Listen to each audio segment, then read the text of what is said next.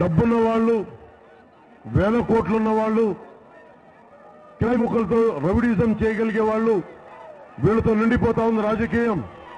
విద్యావేత్తలు, మేధావులు, సమాజం కోసం పరితపించే వాళ్ళు, అలాంటి వాళ్ళు రాసిన రాజ్యాంగాన్ని ఈ రోజున గూండాలు, ప్రతి ఒక్కరి కుటుంబాలు, మనుషుల్ని వేర్పాటువాదంతో విడతీసే వ్యక్తులు, ఇలాంటి వ్యక్తులతో నిండిపోయింది. ఇలాంటి వ్యక్తులు సమాజంలో ఉంటే మనకి ఎన్ని ఉపాధి అవకాశాలు కల్పిస్తారు? ఒక 60 కోట్లతోటి, 70 కోట్లతోటి, 100 కోట్లతోటి ఒక పార్లమెంట్ అభ్యర్థిగా వస్తే వాళ్ళు మనకేం చేయగలరు? పెంటపాటి పుల్లారావు గారు ఎందుకు పెట్టానంటే ఆయన ఒక ఆర్థికవేత్త, విదేశాల్లో చదువుకున్న వ్యక్తి.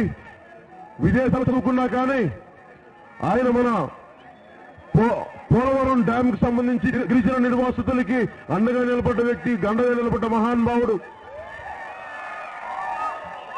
నేను గతించిన విలువల్ని, అంబేద్కర్ ఆశయాల్ని, ఎవరైతే ఏ విలువలతో అయితే స్వాతంత్రం వచ్చిందో, ఏ విలువలతో అయితే రాజ్యాంగాన్ని రాశారో, ఏ విలువలతో స్వాతంత్రాన్ని సంపాదించారో తిరిగి అలాంటి విలువలు రావాలని కోరుకుంటున్నాను. అలాంటి నీతిమైన రాజకీయ వ్యవస్థ రావాలి. ఈ అవినీతి రాజకీయ వ్యవస్థని ప్రక్షాళన జరగాలని మనస్ఫూర్తిగా ఆకాంక్షిస్తున్నాను. దానికి తగ్గట్టుగా నేను పోటీ చేస్తున్నాను. మీరు ఊహించుకోండి, ఉదాహరణకి పార్లమెంటరీ అభ్యర్థిగా జనసేన పార్టీ, ఉదాహరణకి వైసీపీ నుంచి వచ్చిన విజయసాయిరెడ్డి గారిని పెట్టారనుకోండి. విజయసాయిరెడ్డి గారిని పెడితే ఆయన ఏం చేస్తారు? ఆయన మీద బోల్డని కేసులున్నాయి. అలాంటి వ్యక్తులు పార్లమెంట్కి వెళ్తే ఏం చేస్తారు?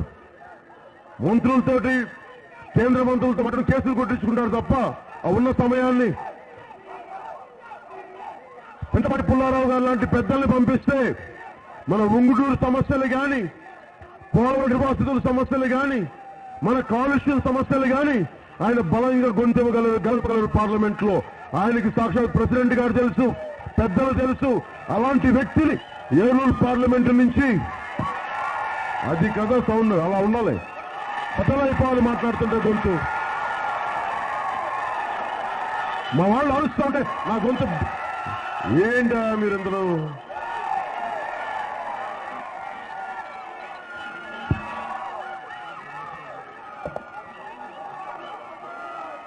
బాక్స్ బద్దలైపోవాలి మాట్లాడుతుంటే, అలా ఉండాలి.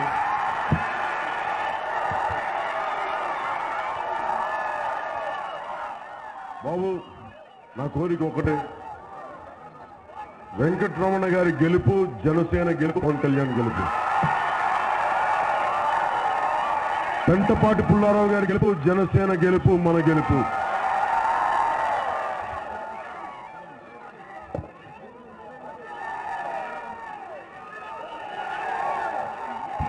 మీరు, నేను ఎక్కువ పెద్ద మాటలు చెప్పను, మీరు నన్ను నమ్మండి.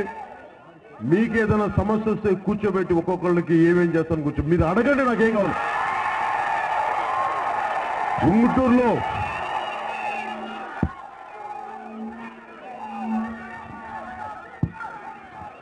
మన ముఖ్యమంత్రి అవనివ్వండి, ఉంగుటూరులో ముఖ్యమంత్రి తాలూకు నా వ్యక్తిగత కార్యాలయం ఇక్కడ పెడతాను. మన ఉంగుటూరులో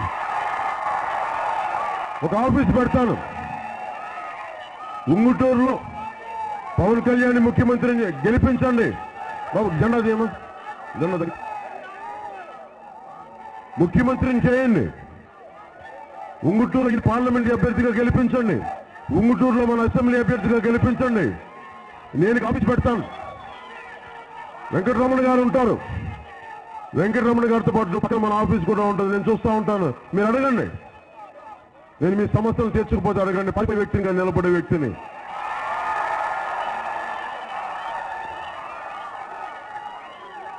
అవు జగన్మోహన్ రెడ్డి గారు పులివెందులో ఉంటారన్నారు. మన ఉంగుటూరు సమస్యకి ఆయన రాలేదు. ముఖ్యమంత్రి గారు కుప్పంలో ఉంటారు. పవన్ కళ్యాణ్ పక్కన భీమలో ఉంటాడు. ఆలోచించండి.